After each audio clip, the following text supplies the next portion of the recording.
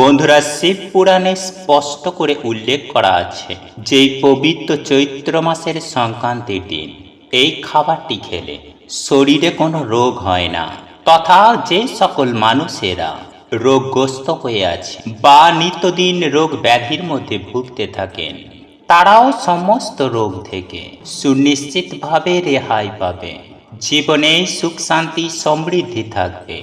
এক কথায় বলতে গেলে আপনারা সারা জীবন রাজার হালে থাকবেন। বন্ধুরা, আমরা প্রত্যেকেই সুস্থভাবে নিরোগ থেকে দীর্ঘদিন বেঁচে থাকতে চাই, কিন্তু বর্তমান এই যুগে কতজনই বা আমরা সুস্থ সবল হয়ে আনন্দের সহিত জীবনযাপন করতে পারি। যাই হোক বন্ধুরা, আমরা একথা প্রত্যেকেই জানি যে মানুষের সুস্থ থাকার পেছনে সব থেকে বেশি যেটি গুরুত্বপূর্ণ ভূমিকা গ্রহণ করে তা হলো আহার বা ভোজন, অর্থাৎ আমাদের খাদ্য। আর এই বাংলার 12টি মাসের সর্বশেষ মাস হলো চৈত্র মাস। আর এই চৈত্র মাসের অন্যতম সব থেকে গুরুত্বপূর্ণ দিন হলো চৈত্র মাসের সংক্রান্তির দিন, অর্থাৎ চৈত্র মাসের শেষ দিন। বন্ধুরা, এই দিনের শেষ মানে বাংলায় নতুন বছরের সূচনা, যাকে আমরা নববর্ষ বলে থাকি। বন্ধুরা, এই চৈত্র মাসের শেষ দিন অর্থাৎ চৈত্র সংক্রান্তির দিন আমাদের কাছে একটি অন্যতম গুরুত্বপূর্ণ দিন। আর এই দিন শাস্ত্র অনুসারে বিভিন্ন উপায় বা ক্রিয়া পালনের কথা বলা হয়েছে, যার মধ্যে এই খাবার গ্রহণটিও আপনাদেরকে করতে হবে।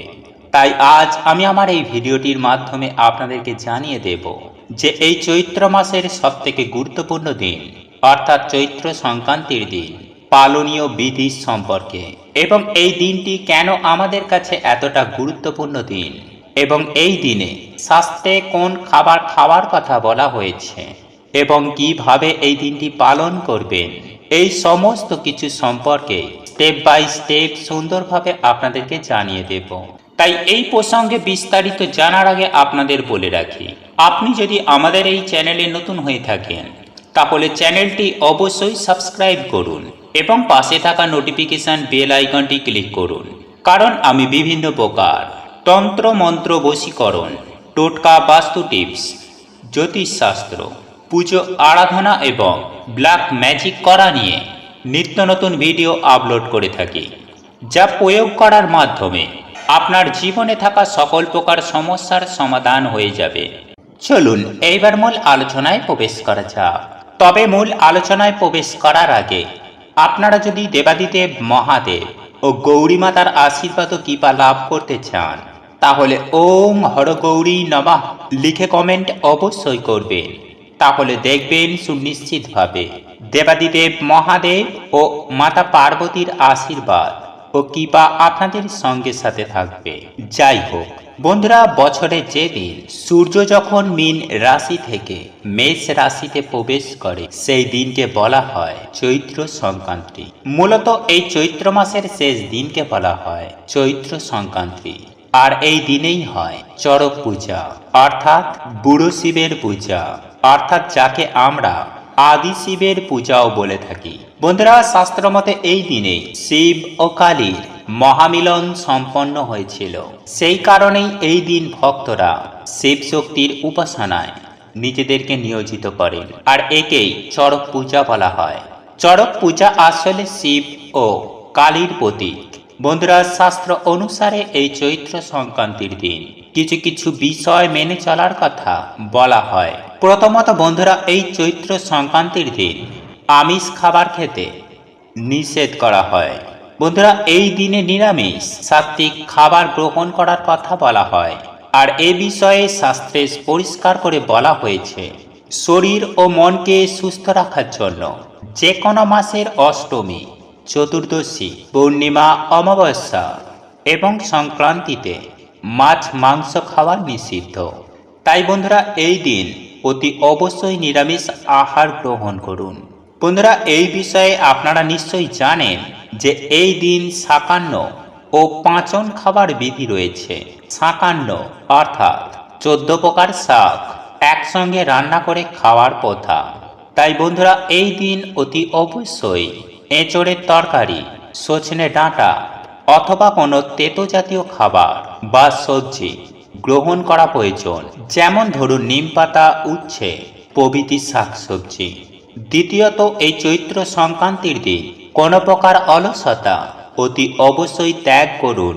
তাই সকাল সকাল ঘুম থেকে উঠেই স্নান করে শুদ্ধ বস্ত্র পরিধান করে ঈশ্বর বা ভগবানের উদ্দেশ্যে প্রণাম জ্ঞাপন করুন। আর যদি আপনাদের পক্ষে সম্ভব হয় তাহলে গঙ্গা স্নান অথবা পুকুর বা নদীতে গিয়ে স্নান করুন। আর যদি সেটা আপনাদের পক্ষে সম্ভব না হয় তাহলে স্নানের জলে সামান্য গঙ্গা জল মিশিয়ে সেই জল দিয়ে স্নান করার চেষ্টা করুন। বন্ধুরা, শাস্ত্রে বলা হয়েছে চৈত্র সংক্রান্তির দিন স্নান এবং দান অত্যন্ত একটি পুণ্যের কাজ। তাই এই চৈত্র সংক্রান্তিতে পারলে গরিব দুঃখী অসহায় দুস্থ মানুষদের কিছু না কিছু আপনার সাধ্য ও সামর্থ্য অনুযায়ী দান করুন। বন্ধুরা, দান বলতে শুধুমাত্র টাকা পয়সা দান বোঝায় না। আপনার সাধ্য সামর্থ্য অনুযায়ী আপনি চাল, ডাল অথবা পোশাক এই সবগুলিও দান করতে পারেন। বন্ধুরা, এই পবিত্র চৈত্র সংক্রান্তির দিন কেউ যদি বাড়িতে আসে তাহলে তাকে কখনোই খালি হাতে বা খালি মুখে ফিরিয়ে দিতে নেই। আমাদের সনাতন ধর্মে শুধু মানুষ নয়, সেই সঙ্গে কোনো নিরীহ অবলা প্রাণী বা পশু পাখিদের খাওয়ানোর কথা বলা হয়েছে। তাই বন্ধুরা, এই দিন পাখিদের দানা শস্য খেতে দিন। গরু, কুকুর ইত্যাদি অবলা প্রাণীদের কিছু না কিছু খাবার দান করুন। দেখবেন নিঃস্বার্থভাবে করা আপনার এই দান পরম দান হিসাবে গণ্য করা হবে। বন্ধুরা, চৈত্র সংক্রান্তির দিন যেহেতু বছরের শেষ দিন, তাই এই দিন সদা সর্বদাই মাথা ঠান্ডা রাখা উচিত। ঠিক তারই পাশাপাশি যতটা সম্ভব কম কথা বলা উচিত। তাই মাথা ঠান্ডা রেখে সমস্ত পুজো পার্বণের সমস্ত নিয়ম আচার পালন করা উচিত। বন্ধুরা, এই দিনে যদি আপনি কোনো বিষয়ে ক্রোধ প্রকাশ করেন বা কারোর সঙ্গে যদি ঝগড়া বা বচসা হয় তাহলে আপনার মনে একটি কষ্ট সদা সর্বদাই থেকে যাবে এবং এই অশান্তি আপনি পরবর্তী বছরেও আপনি বয়ে নিয়ে বেড়াবেন। তাই যতটা সম্ভব আপনারা এই দিন কখনোই মাথা গরম করবেন না। তাই এই দিনে মাথা ঠান্ডা রেখে সমগ্র দিনটি পুজো আরাধনার মাধ্যমে কাটানোর চেষ্টা করুন। বন্ধুরা, যেহেতু এই দিনটি চড়ক পূজা অর্থাৎ শিব ও শক্তি মহামিলনের দিন, তাই চেষ্টা করুন এই দিনে শিব ও শক্তির আরাধনা করতে, অর্থাৎ শিব দুর্গা বা শিব কালীর উদ্দেশ্যে। যদি আপনি এই দিন সামান্য কিছু নিবেদন করে পুজো আরাধনা করেন তাহলে দেখবেন সারা বছরে করা সমস্ত কাজের ক্ষমা প্রার্থনা যেমন হবে, ঠিক তেমনই ভগবানের আরাধনা করার ফলে নতুন বছরের আগমনটিও আপনার খুব সুন্দরভাবে হবে। বন্ধুরা, আপনারা হয়তো দেখে থাকবেন যে এই চৈত্র সংক্রান্তি উপলক্ষে অনেক জায়গাতেই শিবের গাজন হয় এবং বিশাল মেলা অনুষ্ঠিত হয়, মূলত চিত্ত বিনোদনের জন্য ও শিবের গাজনের মধ্য দিয়ে সাধারণ মানুষের মধ্যে ভক্তি সঞ্চার করার জন্য এই গাজন অনুষ্ঠিত হয়। তাই বন্ধুরা, সম্ভব হলে এই চৈত্র সংক্রান্তির দিন শিবের গাজনে অংশগ্রহণ করুন। সেই সঙ্গে শিব দুর্গার মহিমা শ্রবণ করুন, কীর্তন শুনুন, ভগবত আলোচনা করুন। বন্ধুরা, যদি এই দিন ভগবানের নাম জপ করে কাটাতে পারেন তাহলে দেখবেন নতুন বছরটি আপনার খুব সুন্দরভাবে অতিবাহিত হবে। হ্যাঁ বন্ধুরা, আমরা প্রত্যেকেই জানি যে ঈশ্বর বা ভগবানের আশীর্বাদ যার ওপরে থাকে তার কখনো দুঃখ কষ্ট আসে না। একই সঙ্গে বন্ধুরা, আপনারা এই দিন কোনো বয়োজ্যেষ্ঠ ব্যক্তিকে অপমান বা খারাপ ব্যবহার করবেন না। সেই সঙ্গে এই দিন অবশ্যই কোনো না কোনো তেতো খাবার গ্রহণ করুন। দেখবেন সারা বছর আপনারা সুস্থ ও নিরোগ থাকবেন। এবং সর্বোপরি এই দিনে নতুন বছর 1430 সাল পয়লা বৈশাখে স্বাগত জানানোর জন্য প্রস্তুত থাকুন। বন্ধুরা, আমাদের হিন্দু শাস্ত্রে বারবার করে উল্লেখ করা হয়েছে যে চৈত্র মাসের সংক্রান্তির দিন খিদেতে মরে গেলেও এই জিনিসটি খাবেন না। আপনার বাড়িতে থাকা তুলসী গাছের নিচে পুঁতে দিন সামান্য এই একটি জিনিস, তাহলেই নতুন বছরে আপনার জীবনে অর্থের জোয়ার আসবে। হ্যাঁ বন্ধুরা, আপনারা একেবারে ঠিকই শুনেছেন। আপনি যদি এই চৈত্র মাসের বিদায় বেলায় অর্থাৎ চৈত্র মাসের সংক্রান্তির দিন সামান্য এই ছোট্ট কাজটি কাল করতে পারেন তাহলে দেখবেন আপনার জীবনে থাকা সকল প্রকার আর্থিক কষ্ট, আর্থিক সমস্যা চিরদিনের মতো বিদায় নেবে। তাই বন্ধুরা, আপনারা যদি নতুন বছরে সুস্থ নিরোগ থাকতে চান, প্রচুর প্রচুর টাকার মালিক হতে চান, যদি চান আপনার নিজের একটা বাড়ি হোক, নিজের একটা গাড়ি হোক, তাহলে অতি অবশ্যই আগামীকাল তুলসী গাছের নিচে পুঁতে দিন এই একটি জিনিস। তাহলেই দেখবেন রাতারাতি আপনাদের হাতে অর্থ আসবে চুম্বকের মতন। বন্ধুরা, আমরা আমাদের আর্থিক ভাগ্যকে ফিরে পেতে বিভিন্ন রকমের ক্রিয়াকর্ম, টোটকা, উপায়, উপাচার করে থাকি। কিন্তু আপনি যদি বছরের এই বিদায় বেলায় অর্থাৎ চৈত্র মাসের সংক্রান্তির দিন আপনি যদি আপনার তুলসী তলায় পুঁতে রাখতে পারেন, তাহলে পরমেশ্বর ভগবান শ্রীকৃষ্ণের আশীর্বাদও কি পায় আমি সুনিশ্চিতভাবে বলতে পারি যে আপনারা রাতারাতি প্রচুর প্রচুর টাকার মালিক হয়ে উঠবেন। তাই এই সুবর্ণ সুযোগ একদম হাতছাড়া করবেন না। তাই এই প্রসঙ্গে বিস্তারিত জানার আগে আপনাদের বলে রাখি, আপনি যদি আমাদের এই চ্যানেলে নতুন হয়ে থাকেন তাহলে চ্যানেলটি অবশ্যই সাবস্ক্রাইব করুন এবং পাশে থাকা নোটিফিকেশন বেল আইকনটি ক্লিক করুন।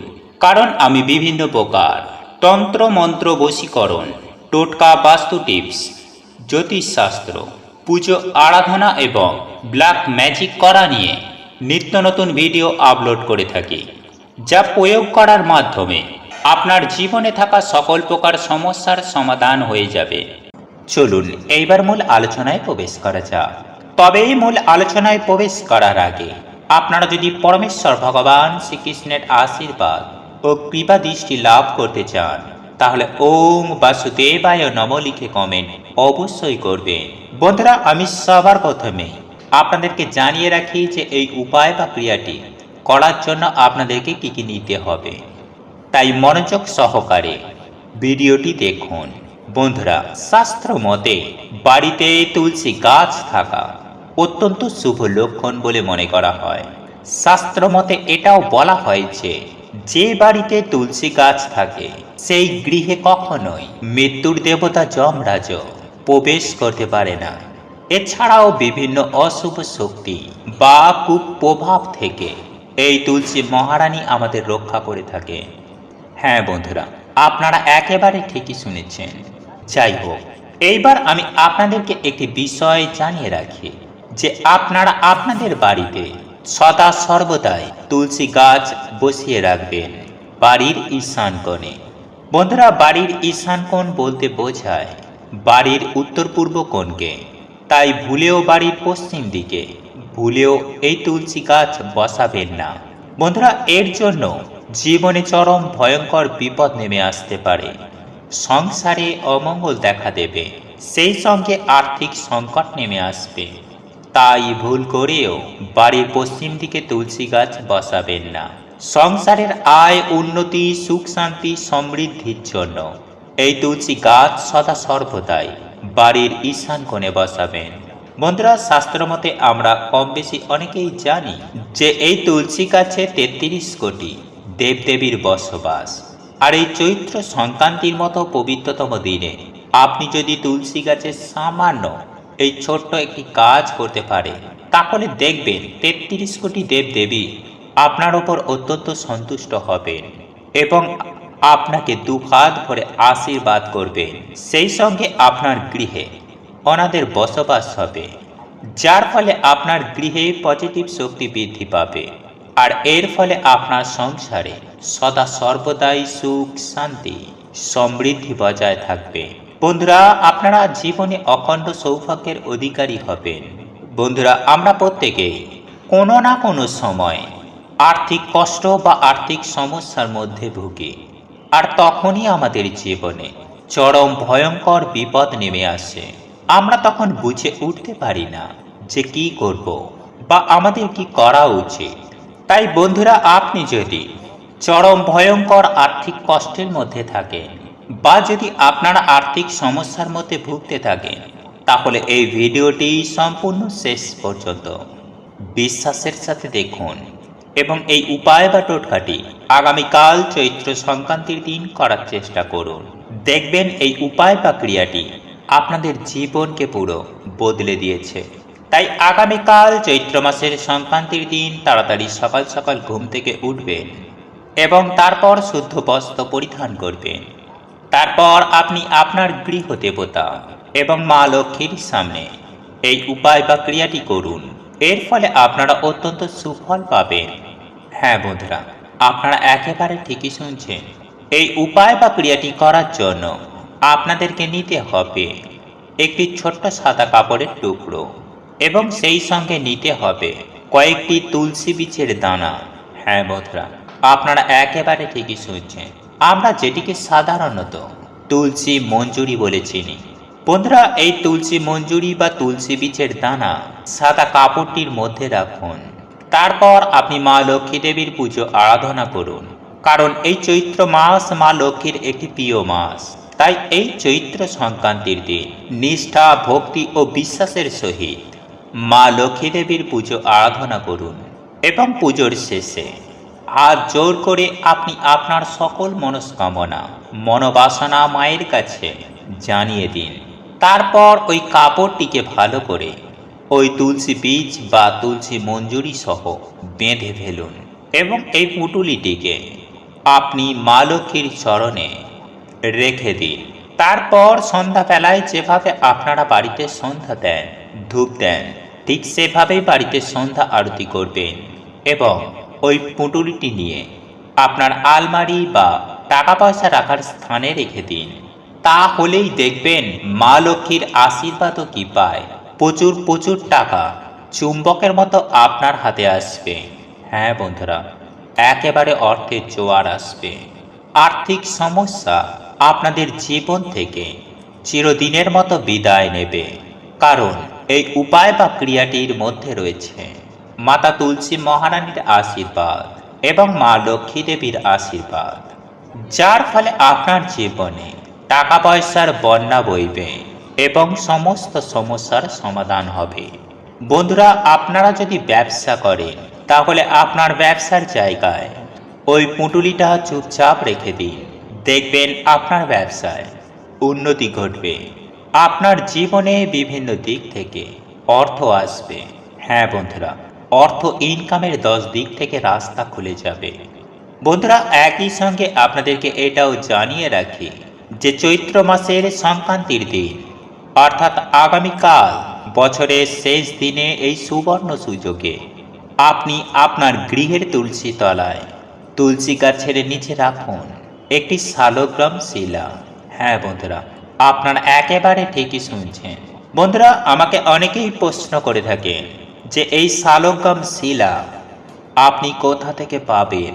তাই আপনাদের উদ্দেশ্যে বলে রাখি যে আপনারা যে কোনো দশকর্মার দোকানে এই শালগ্রাম শিলা পেয়ে যাবেন। তবে এর আগে আপনাকে একটি বিশেষ কাজ করতে হবে। বন্ধুরা, আপনারা এই শালগ্রাম শিলা বাজার দোকান থেকে কিনে এনে সঙ্গে সঙ্গে ব্যবহার করবেন না। আর আপনি যদি সঙ্গে সঙ্গে ব্যবহার করেন তাহলে এর ফল আপনাকে ভুগতে হবে। তাই তার আগে গঙ্গা জল দিয়ে ওই শালগ্রাম শিলাটির অভিষেক ঘটাবেন। তারপরে আপনি ওই শিলাকে তুলসী গাছের গোড়ায় রাখুন। বন্ধুরা, আগামীকাল চৈত্র সংক্রান্তির দিন আপনি যদি এটি করতে পারেন তাহলে দেখবেন আপনার জীবনে হাজারো দিক থেকে অর্থ আসতে শুরু করবে। হ্যাঁ বন্ধুরা, আপনাদের জীবনে টাকা পয়সার বন্যা বইবে। তাই যারা আর্থিক সমস্যায় ভুগছেন, জীবনে যাদের চরম দারিদ্রতা নেমে এসেছে, কিংবা যাদের কাজের দিক থেকে বা কর্মক্ষেত্রে বিভিন্ন সমস্যায় পড়েছে, তাহলে এই সকল সমস্যা থেকে কিভাবে মুক্তি পাবেন এই নিয়ে সারাদিন চিন্তা ভাবনা করছেন, তাহলে আর চিন্তা ভাবনা নয়, আপনার জীবনে থাকা সকল প্রকার সমস্যার সমাধান হয়ে যাবে। শুধুমাত্র আপনি যদি এই উপায় বা ক্রিয়াটি আগামীকাল চৈত্র মাসের সংক্রান্তির দিন যদি একবার করতে পারেন। বন্ধুরা, এই উপায় বা ক্রিয়াটি এটি একটি খুব শক্তিশালী উপায় বা উপাচার, আর এটি পরীক্ষিত এবং প্রমাণিত। তাই বন্ধুরা, আমি আপনাদেরকে বলবো যে আমাদের প্রত্যেকের বাড়িতে তুলসী গাছ আছে, তুলসী মঞ্চ আছে। আমরা নিয়মিত সকাল সন্ধ্যায় তুলসী মাতার পুজো আরাধনা করে থাকি, কিন্তু আবার অনেক ক্ষেত্রেই দেখা যায় যে বাড়িতে তুলসী গাছ রয়েছে, তুলসী মঞ্চ রয়েছে, কিন্তু নিয়মিত সকাল সন্ধ্যায় তুলসী মাতার আরাধনা করেন না। এটা করা একদমই উচিত নয়। এদের সংসারে চরম ভয়ঙ্কর অমঙ্গল ও দারিদ্রতা নেমে আসে। তাই ভুলেও এই কাজটি আপনারা একদম করবেন না। তাই নিয়মিত সকাল সন্ধ্যায় অতি অবশ্যই তুলসী মহারানীর পুজো আরাধনা করবেন এবং বাড়িতে সন্ধ্যার প্রদীপ দেখাবেন। এতে আপনাদের এবং আপনাদের পরিবারের মঙ্গল হবে এবং তুলসী মাতার আশীর্বাদ ও কৃপায় আপনার জীবনে আয় উন্নতি হবে অবধারিত। বন্ধুরা, শিব পুরাণে স্বয়ং দেবাদিদেব মহাদেব বলেছেন, বাড়িতে শিবলিঙ্গ থাকলে চৈত্র মাসের সংক্রান্তির দিন খিদেতে মরে গেলেও এই জিনিসটি খাবেন না। আর আপনারা যদি ভুল করেও এই খাবারগুলি গ্রহণ করে থাকেন, তাহলে আমি সুনিশ্চিতভাবে বলতে পারি, নইলে নতুন বছর কিন্তু বন্ধুরা আপনাদের জীবনে আনবে চরম ভয়ঙ্কর দুর্ভাগ্য ও দারিদ্রতা। সেই সঙ্গে সঙ্গে আপনারা রোগ জ্বালাতে ভুগবেন। এক কথায় বলতে গেলে আপনাদেরকে আজীবন দুঃখ কষ্ট ভোগ করতে হবে, চরম অশান্তিতে ভুগতে হবে। জীবন একেবারে নরক যন্ত্রণার সমতুল্য হয়ে উঠবে। কারণ আমরা আপনারা প্রত্যেকেই জানি যে দেবাদিদেব মহাদেবের সর্বশেষ পুজো হচ্ছে বছরের এই চৈত্র সংক্রান্তির দিন বুড়ো শিবের পুজো, যাকে আমরা আদি শিব বলে থাকি।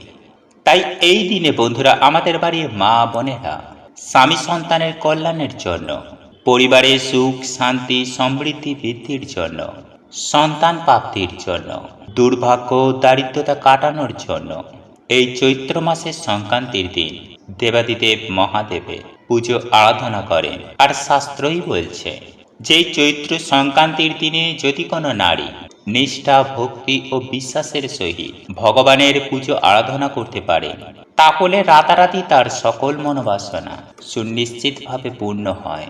তাই বন্ধুরা এই দিনে কোন খাবারগুলি আপনারা খাবেন না এবং কোন কোন কাজগুলি আপনারা করবেন না তা বিস্তারিতভাবে জেনে রাখুন। এতে আপনার যেমন কল্যাণ হবে, ঠিক তেমনই আপনার পরিবারের কল্যাণ হবে। নতুন বছরেই সুখ শান্তি আসবে। আপনারা সুস্থ নিরোগ হয়ে আনন্দের সহিত জীবন কাটাতে পারবেন। সব থেকে বড় কথা, দেবাদিদেব মহাদেবের আশীর্বাদ ও কৃপা আপনাদের সঙ্গের সাথে থাকবে। সেই সঙ্গে আপনারা জীবনে প্রচুর প্রচুর টাকার মালিক হয়ে উঠবেন। কারণ আমরা আপনারা প্রত্যেকেই জানি যে মানুষে দিলে কুলায় না, আর ভগবানে দিলে ফুরায় না। তাই দেবাদিদেব মহাদেবের আশীর্বাদ যদি আপনার মাথার ওপরে থাকে, তাহলে দেখবেন 10 দিক থেকে অর্থ ইনকামের রাস্তা আপনাদের জীবনে খুলে গেছে। চলুন এইবার মূল আলোচনায় প্রবেশ করা যাক। তবে মূল আলোচনায় প্রবেশ করার আগে আপনারা যদি চান দেবাদিদেব মহাদেবের আশীর্বাদের হাত আপনাদের মাথার ওপরে থাকুক, তাহলে ওম নমঃ শিবায় হর হর মহাদেব লিখে কমেন্ট অবশ্যই করবেন। দেখবেন দেবাদিদেব মহাদেবের আশীর্বাদ ও কৃপা দৃষ্টি আপনাদের সঙ্গের সাথে থাকবে। বন্ধুরা, আমরা প্রত্যেকেই জানি বাড়িতে সুখ এবং সমৃদ্ধি অটুট রাখার জন্য বাড়িতে আমরা শিবলিঙ্গ স্থাপন করে থাকি। আর যদি আপনার বাড়িতে এখনো পর্যন্ত শিবলিঙ্গ না থেকে থাকে, তাহলে অতি অবশ্যই বাড়ির বাস্তু দোষ দূর করার জন্য এবং সুখ শান্তি সমৃদ্ধি অটুট রাখার জন্য আপনারা শিবলিঙ্গের প্রতিষ্ঠা করুন। আর আপনার বাড়িতে যদি শিবলিঙ্গের প্রতিষ্ঠা করা থাকে, তাহলে আগামীকাল আপনাকে কিছু নিয়ম কানুন রীতিনীতি মেনে চলা অবশ্যই দরকার। এর ফলে আপনার জীবনে সুখ শান্তি এবং সমৃদ্ধি ক্রমশ বৃদ্ধি পাবে এবং সাথে থাকবে স্বয়ং দেবাদিদেব মহাদেবের আশীর্বাদ ও অশেষ কৃপা দৃষ্টি। বন্ধুরা, এ কারণেই আগামীকাল এই কয়েকটি জিনিস যেমন খাবেন না, ঠিক তেমনই আপনার সংসারেও প্রবেশ করাবেন না। এর ফলে আপনার সংসারের প্রত্যেকটি সদস্যের অমঙ্গল যেমন হতে পারে, ঠিক তেমনই আপনার সংসারে দেখা দিতে পারে অন্নবস্ত্র এবং অর্থের অভাব। তাই সুপ্রিয় দর্শক বন্ধুরা, নিজের সংসারের আয় উন্নতি করতে আগামীকাল যে জিনিসগুলি খাবেন না তার মধ্যে প্রথমত হল দুধ। হ্যাঁ বন্ধুরা, আপনারা একেবারে ঠিকই শুন, কাঁচা দুধ। যেহেতু আমরা শিবলিঙ্গে কাঁচা দুধ ঢেলে পূজা করে থাকি, ভুল করেও মুখে তুলবেন না। আর যদি করেন তাহলে আপনি জানবেন নিজের বিপদ নিজেই ডেকে আনছেন। দ্বিতীয়ত, আপনারা যে জিনিসটি খাবেন না তা হল আমিষ খাবার। হ্যাঁ বন্ধুরা, দেবাদিদেব মহাদেবের আশীর্বাদ পেতে নিজেকে একটু সংযত করে আগামীকাল আমিষ খাবার খাওয়া থেকে নিজেদেরকে বিরত রাখুন। যদি আপনারা এই দিন নিরামিষ আহার গ্রহণ করতে পারেন তাহলে দেবাদিদেব মহাদেবের আশীর্বাদে আপনাদের সমস্ত মনস্কামনা সুনিশ্চিতভাবে পূর্ণ হয়ে যাবে। তৃতীয়ত, লাল রঙের কোনো দ্রব্য যেমন মসুর ডাল, লাল লঙ্কা, লাল শাক ইত্যাদি, কারণ দেবাদিদেব মহাদেবের অপছন্দের তালিকায় রয়েছে এই জিনিসগুলি। তাই আগামীকাল এই ধরনের জিনিসগুলি ভুল করেও বাড়িতে আনবেন না, ঠিক তেমনই খাবেন না বন্ধুরা। এছাড়াও আপনারা যে জিনিসগুলি খাওয়া থেকে এড়িয়ে চলবেন তার মধ্যে অন্যতম হল শিম এবং বেগুন। বন্ধুরা, এই দুটি সবজি যতটা সম্ভব আগামীকাল ভুল করেও খাবেন না, এতে আপনারই মঙ্গল। তাই বন্ধুরা, প্রথম থেকে উঠে স্নান করে দেবাদিদেব মহাদেবের পুজো আরাধনা করুন। সেই সঙ্গে আপনার সাধ্য ও সামর্থ্য মতো ফুল ফল নৈবেদ্য নিবেদন করে আপনি যদি দেবাদিদেব মহাদেবের পুজো আরাধনা করতে পারেন তাহলে আপনি স্বয়ং দেবাদিদেব মহাদেবের আশীর্বাদ ও কৃপাদৃষ্টি লাভ করবেন। বন্ধুরা, আপনারা প্রত্যেকেই জানি যে দেবাদিদেব মহাদেব খুব অল্পতেই সন্তুষ্ট। তাই আপনারা যদি এই সমস্ত কাজগুলি না করতে পারেন তাহলে অন্ততপক্ষে একটি ত্রিপত্রযুক্ত বেলপাতা এবং সামান্য একটুখানি গঙ্গা জল অবশ্যই নিবেদন করুন। আর আপনাদের পক্ষে যদি সম্ভব হয় তাহলে আকন্দ ফুল, কল্কে ফুল এবং অপরাজিতা ফুল অবশ্যই দেবাদিদেব মহাদেবকে নিবেদন করবে। এর ফলে আপনার সকল প্রকার দুঃখ কষ্ট, জ্বালা যন্ত্রণা, দারিদ্রতা, এমনকি রোগ ব্যাধিও খুব সহজেই দূর হয়ে যাবে। এবং দেবাদিদেব মহাদেবের পুজো আরাধনা করার সময় যে মন্ত্রটি পাঠ করবেন সেটি হল ওম নমঃ শিবায়, ওম নমঃ শিবায়, ওম নমঃ শিবায়। বন্ধুরা, এই মন্ত্রটি অন্তত 3 বার অতি অবশ্যই পাঠ করবেন। বন্ধুরা, এই মন্ত্র আপনি সারা দিন ও রাতের মধ্যে যে কোনো সময়ে পাঠ করতে পারেন। তাই সকালে যেমন পাঠ করবেন ঠিক তেমনই সন্ধ্যার সময়, সন্ধ্যা আরতি দেবার সময়ে আপনারা এই মন্ত্রটিও পাঠ করতে পারেন। বন্ধুরা, আগামীকাল এইভাবে পুজো আরাধনা করার সাথে সাথে আজকে আমার এই ভিডিওটিতে বলা এই খাবারগুলি খাওয়া থেকে একেবারেই বিরত থাকুন। হ্যাঁ বন্ধুরা, আপনারা একেবারে ঠিকই শুনছেন। তাই নিজে যেমন এই খাবারগুলি খাবেন না, ঠিক তেমনই পরিবারের প্রত্যেকটি সদস্য যেন এই খাবারগুলি খাওয়া থেকে সম্পূর্ণরূপে বিরত থাকে, সেই দিকেও অতি অবশ্যই লক্ষ্য রাখবেন। বন্ধুরা, আগামীকাল যদি এই নিয়মগুলি মেনে চলতে পারেন তাহলে দেবাদিদেব মহাদেবের আশীর্বাদ পাওয়া থেকে আপনাদেরকে কেউ আটকাতে পারবে না। সেই সঙ্গে দেবাদিদেব মহাদেবের আশীর্বাদে নতুন বছরে আপনাদের জীবনে সুখ, শান্তি, সমৃদ্ধি থাকবে এবং একই সঙ্গে আপনার গৃহদেবতাও অত্যন্ত সন্তুষ্ট হবে, যার ফলে পরিবারে সুখ শান্তি থাকবে, আয় উন্নতি হবে, আপনার জীবনে আর কোনো আর্থিক কষ্ট থাকবে না। ঠিক তেমনই দেবাদিদেব মহাদেবের আশীর্বাদও কি পায় আপনার জীবনে এতটাই উন্নতি হবে যে আপনাকে আর কখনোই পেছন ফিরে তাকাতে হবে না।